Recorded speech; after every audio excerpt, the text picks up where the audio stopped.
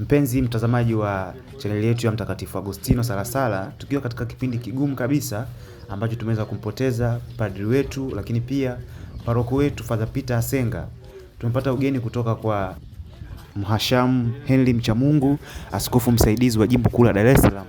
Na tunaamini kwamba uwepo wake umeweza kutupa faraja, lakini pia alipokelewa na Father Albanus Kioko, paroko msaidizi, akipata maneno ya faraja. Lakini tunakumbuka kwamba katika safari ya Father Peter Asenga tumeweza kushuhudia mambo mengi. Uwepo wake wa kichungaji umetupa faraja na kutukumbusha kuwa tumaini letu katika Kristo hata katika kipindi hichi cha majonzi.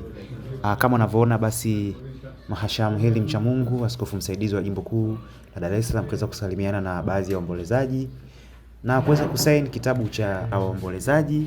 Na tukikumbuka kwamba Father Peter Asenga pia alikuwa makamu mkuu wa shirika la mapadri la Roho Mtakatifu.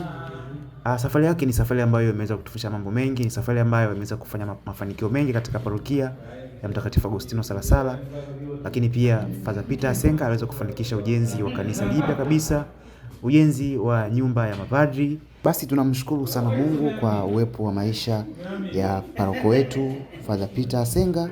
Taratibu zikiwa zikiendelea kwa ajili ya kuweza kumpumzisha mpendwa wetu, endelea kufuatilia peji yetu ya Mtakatifu Agostino Salasala na tuendelee kumwombea paroko wetu, padri wetu Father Peter Asenga aweze kupumzika kwa amani.